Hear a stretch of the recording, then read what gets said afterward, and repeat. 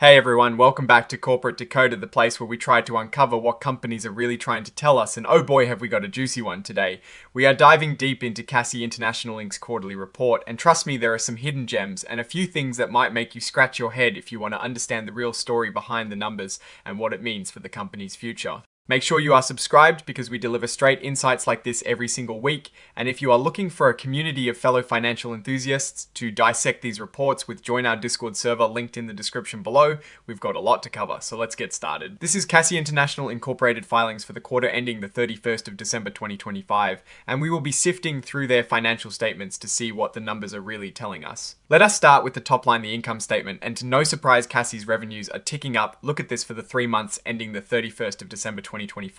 Their revenues were just over $2.2 billion. This is a nice increase from the $2.09 billion during the same period last year, which is about a 5.7% jump. Now, looking at the 6-month period from July to December, their revenue jumped from $4.15 billion to $4.5 billion. That is an 8.4% increase, which is pretty solid growth, especially in the government contracting space. Where is this revenue coming from? Well, a big chunk of it is still from the Department of Defense, or DoD, which is a pretty key customer for CACI for the 3 months ending the 31st of December 2025. DoD revenue was $1.15 billion, a slight increase from $1.11 billion last year. On the 6-month basis, it grew from $2.2 billion to $2.3 billion. That is a 5.7% growth in DoD business. Then we have the intelligence community, or IC revenue, which also saw some growth for the 3 months ending the 31st of December 2025. It was $539 million, up from $527 million last year. And for the 6-month period, it jumped from $1.06 billion to $1.13 billion. That is a 6.9% increase in revenue from intelligence customers. But here is where things get really interesting. CACI is seeing some serious growth in their federal civilian agencies business for the 3 months ending the 31st of December 2025. Revenues from these agencies were $438 million, up a huge 19.9% from $365 million last year. And on the 6-month basis, it is a whopping 18.4% increase, going from $717 million. This shows CACI is diversifying its customer base, and that is generally a good sign. Now let's talk about costs for the 3 months ending the 31st of December 2025. Indirect costs and selling expenses dropped slightly by about $2 million. This is actually a good thing when you consider revenues are growing. This means they are becoming more efficient, or perhaps some one-time acquisition costs from the previous year are no longer a factor for the 6-month period. These costs did increase by about $43 million, but considering the revenue growth, this looks like they are managing their expenses quite well as a percentage of revenue. These costs are actually decreasing, which is a strong sign of operational efficiency. Depreciation and amortization expenses went up quite a bit for both the 3-month and 6-month periods. This is likely due to the amortization of intangible assets acquired in recent acquisitions like Azure Summit Technology, which they bought in 2024.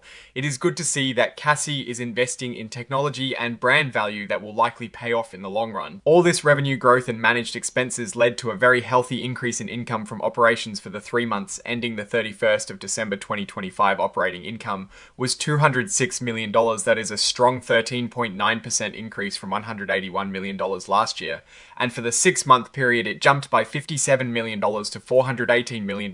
This shows CACI is really good at turning its revenue into profit. Now let us look at interest expense and other items for the 3 months ending the 31st of December 2025. Interest expense was up to $44.9 million from $44 million last year. This is a pretty small increase, but for the 6-month period, it is a more noticeable jump from $68 million to $91 million. This is likely due to higher debt levels reflecting their acquisitions. The good news is that even with this increase, their income before taxes still grew significantly. Income tax expense also went up as expected with higher profits for the 3 months ending the 31st of December 2025. It was $37.6 million compared to $27.2 million last year.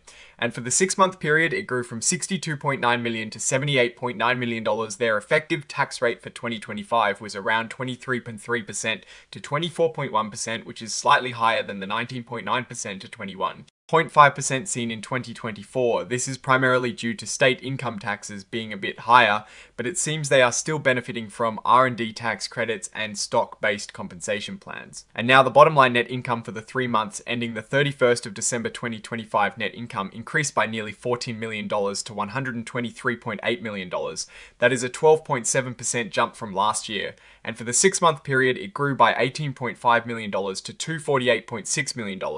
This means CACI is consistently making more money for its shareholders. It is also important to look at the number of shares outstanding for the 3 and 6 month periods in 2025. The weighted average number of basic shares outstanding decreased from 22.4 million to 22 million, and from 22.3 million to 22.3 million to 22 million respectively.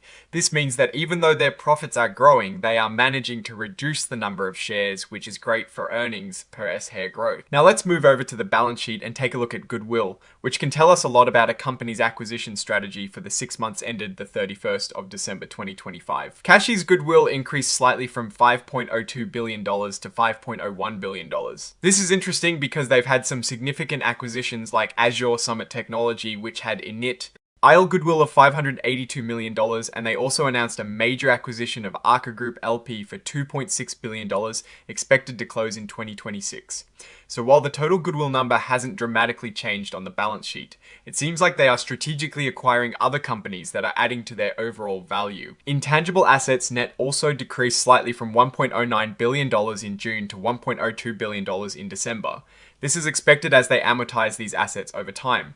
These intangible assets are mostly customer contracts and acquired technologies, which are key to their business model. Let's talk debt. The current portion of long-term debt decreased from $68.7 million in June to $38.7 million in December. This indicates they are paying down some of their short-term debt. However, their long-term debt net of the current portion increased from $2.84 billion in June to $2.92 billion in December.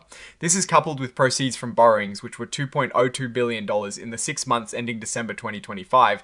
This increase in debt is clearly linked to their acquisition strategy. They borrowed money to fund these acquisitions. Yawns and growth plans, which is a common practice for companies looking to expand aggressively. Now, the really good news for liquidity, CACI's cash and cash equivalents surged from $106 million in June to a whopping $422 million by December.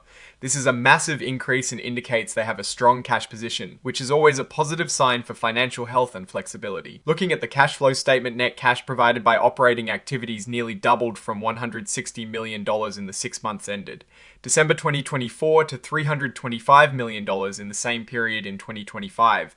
This significant increase is due to higher earnings and favorable changes in working capital, which means CACI is generating a lot more cash from its core business operations. Net cash used in investing activities decreased dramatically from $1.58 billion in the 6 months ended December 2024 to just $17.1 million in the same period. In 2025, this massive decrease is primarily because the prior year was heavily impacted by acquisitions, and this year they are focusing more on organic growth and paying down to focus. BT combined with strategic acquisitions rather than huge investment outlays. And finally, financing activities. Net cash provided by financing activities decreased from $1.47 billion in the 6 months ended December 2024 to $9.2 million in the same period. In 2025, this decrease is also expected given the large debt financings that occurred in the previous year for those major acquisitions. Now let's touch on some of the legal matters CACI is involved in. There is a significant ongoing case named Al-Shimari et al. Versus L-3 Services, Inc. et al. This lawsuit involves allegations of wrongdoing by US military personnel and CACI employees in Iraq. A jury previously awarded $42 million on the 12th of November 2024, but CACI filed a motion for dismissal and has appealed the decision. The company is vigorously defending itself and believes the claims are without merit. It is worth noting that no amounts have been recognized in their financial statements related to this case, which implies they are not currently accruing for a potential loss. But this situation is definitely one to keep an eye on due to its potential impact. Looking at the exhibits, we see documentation for the Arca Group LP acquisition, including the purchase agreement and plan of merger signed on the 19th of December 2025. This confirms their intention to acquire Arca Group for approximately $2.6 billion, which is a significant strategic move to bolster their caper buy. Littys for national security customers, especially in the space domain. So what is my take on all of this? CACI is showing very strong revenue growth, particularly in the federal civilian sector, which is a positive sign of diversification. They are also demonstrating impressive operational efficiency with rising operating income and decreasing indirect costs as a percentage of revenue. Their cash position has improved significantly, which is a great sign of financial health. And even though they have increased their long-term debt, it is clearly to fuel strategic acquisitions that align with their core business of providing expertise and technology to national security customers. The Arca Group acquisition is a big bet, and if successful, it could significantly enhance their market position. The ongoing legal battle is A. Concerned, but the company's stance of not recognizing any loss in their financials suggests confidence in their defense. Overall, CACI looks like a company that is executing well on its growth strategy, expanding its customer base, and improving its profitability while managing debt responsibly. The legal case is a risk, but it seems like they are prepared to fight it. The future looks promising, especially with their focus on high growth areas like cyber and space. Alright, that is our deep dive into CACI International Inc.'s latest quarterly report. What are your thoughts on their performance and their acquisition strategy? Do they have the right approach to navigate the complex world of government contracting and technology services? Let me know in the comments below if you found this breakdown valuable. Please hit that like button and subscribe for more corporate decode sessions, and definitely join our Discord community. Linked in the description, we have a lot more discussions happening there. Thanks for watching, and see you on the next one.